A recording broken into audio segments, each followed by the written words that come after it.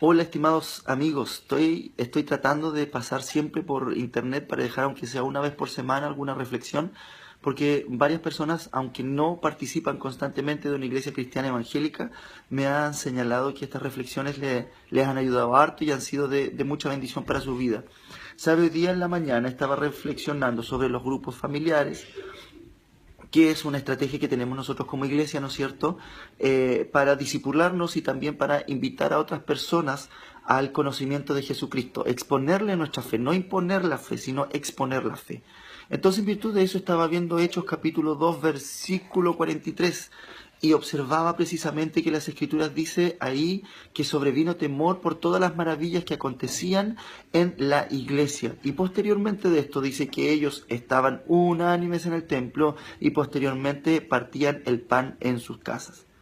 Lo primero que quiero señalar es lo siguiente, que producto de las maravillas no se perdió la familiaridad dentro de la iglesia. Producto de las maravillas que acontecían dentro de la iglesia, no se perdió la familiaridad que tenía que tener la iglesia.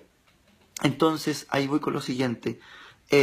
Precisamente, de repente, cuando vienen tantas maravillas, perdemos lo que es lo más primordial. Perdemos el foco, dejamos de mirar lo importante y lo primero que es Cristo, el amor de Cristo y la familiaridad de la relación, de vivir constantemente con Él, y nos quedamos mirando las maravillas. Yo creo que ese fue el éxito de la iglesia primitiva, no perdió el foco. Por las maravillas no dejaron de ser familiares, por las maravillas no dejaron de ser familia, por las maravillas no dejaron de tener relación unos con otros y con Cristo. Entonces, puedo ver que cuando hay una iglesia que cultiva las relaciones, es una iglesia madura, porque solamente alguien maduro puede tener buenas relaciones interpersonales. El inmaduro no conoce de límites, no conoce tampoco, me entiende, de un tino para relacionarse, sino que no sabe, ¿no es cierto?, o le cuesta mucho relacionarse con los demás. La iglesia primitiva, en sus albores, en sus comienzos, era una iglesia que precisamente, ¿no es cierto?, sabía cómo ver maravillas y cómo ser familiar, cómo ser familia. La iglesia primitiva se alegraba por estas maravillas, pero no perdía su familiaridad con Cristo y también entre ellos. Es hermoso poder ver lo siguiente también, que dice que estaban las maravillas, pero dicen que estaban unánimes en el templo y posteriormente compartían el pan. Es lindo poder ver esto porque precisamente donde estaba la desunión, donde estaba la controversia, donde estaban las peleas más grandes, donde se habían firmado las sentencias de muerte, ellos ahí tenían unidad. No olvidemos que acá, después, el año 50 después de Cristo, el año y aumento, ¿no es cierto?, los años, porque según los comentarios bíblicos me atrevo a decir que después de los 3 a 5 años ya la iglesia primitiva estaba desarrollándose constantemente, ya estaba en su albor. Este pasaje que yo les estoy haciendo referencia a Hechos capítulo 2, ahí ya había concurrido unos par de años. Entonces, en poco tiempo tuvieron una madurez para no exacerbar las maravillas y para mantener lo importante, que eran las relaciones. Y precisamente que en 2 años, 3 años, 5 años a lo más, tuvieron la suficiente madurez y el Espíritu Santo trabajó de tal buena y maravillosa manera en sus corazones que pudieron ser sanados, porque dicen que estaban unánimes en el templo. ¿Quién estaban en el templo en ese momento? Claro, subían los apóstoles, los que caminaron con Jesucristo, pero esos mismos apóstoles que le mataron a su Cristo, le mataron a su Salvador, los asesinos estaban en el templo. Pero dice las Escrituras que ellos no iban al templo para contender, no iban al templo para pedir explicaciones, no iban al templo tampoco para decir y promocionar su culto personal, no iban al templo tampoco a mostrar raíces de amargura o a decir o a pedir justicia porque le mataron a su Cristo, le mataron a su Salvador, sino que por el contrario, estaban unánimes en el templo, es decir, tú crees esto, tú hiciste esto, pero yo creo esto otro. Y dice que cultuaban al Señor, estaban unánimes en el momento y en el lugar donde había mayor desunión. Eso es madurez.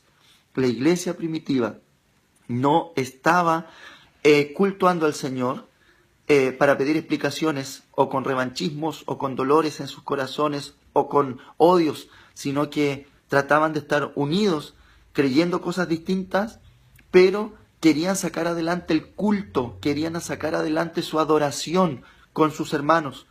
Entonces, es tremendo poder ver lo siguiente, que independiente a lo que se movía en el culto, independiente a lo que había en el sistema religioso, independiente a lo que había en el clero de ese tiempo, independiente a lo que había también con unas personas de ese momento, dice la Escritura que no dejaron de congregarse y no dejaron de querer estar unidos en el templo, en el mismo lugar donde se formaron las divisiones más grandes.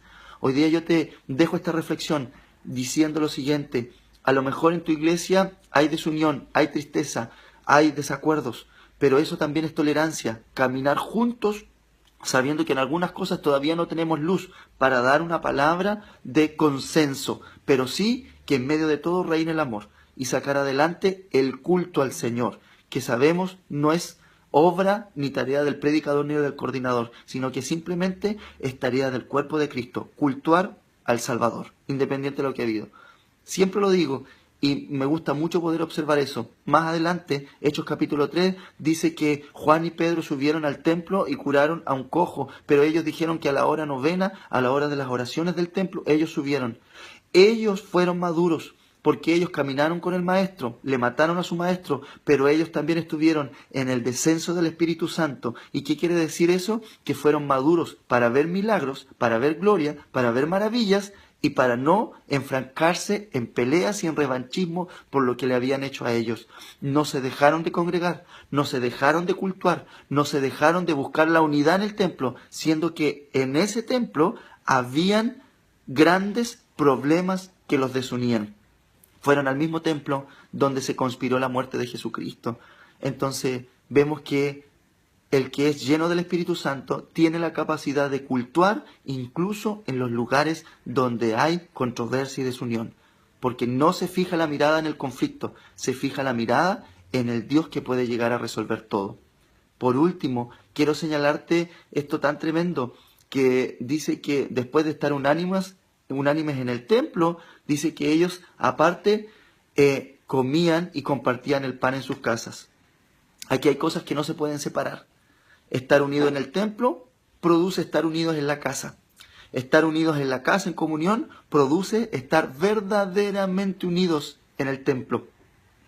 La iglesia tiene que aprender, yo creo, y tenemos que aprender a caminar en este camino, digamos, que es precisamente, ¿no es cierto?, estar unidos en nuestras casas y estar unidos en el templo, porque esta relación no se puede quebrar.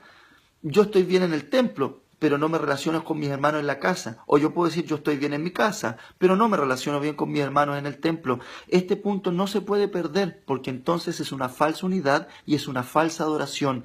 Toda iglesia madura que comprende quién es su Salvador tiene que estar unida en la casa y también tiene que estar unida en el templo. Si hay una iglesia que está unida solamente en el templo, no deja o no pasa más de ser una organización religiosa que se une para desarrollar una actividad una vez por semana. Y ahora, si es, me entiende, una iglesia que solamente está bien en las casas, pero no cultúa al Señor en el templo, quiere decir que puede ser una organización social, con fines sociales y un lindo grupo de amigos. Y no pasa a ser más que eso, un lindo grupo de amigos. Creo que estos extremos que nos muestra la palabra están muy por debajo a lo que Cristo, el fundador de la iglesia, quería. Hay que estar bien en la casa con mis hermanos y estar bien en el templo. Hay que estar bien en el templo y estar bien en la casa. Porque iglesia que está bien en casa y en templo es una iglesia poderosa que seguirá viendo prodigios y milagros a su alrededor. Amados, un fuerte abrazo. Estoy feliz de poder compartir estas cápsulas con ustedes y vaya, ¿no es cierto?, también un saludo cordial para todos mis hermanos que hoy día nos vamos a estar reuniendo en las casas, porque el domingo nos congregaremos en el templo también. Así que gran abrazo para todos ustedes y que estos grupos familiares sea un tiempo de bendición y de mucha edificación. Los amo y nos vemos pronto. Bendiciones.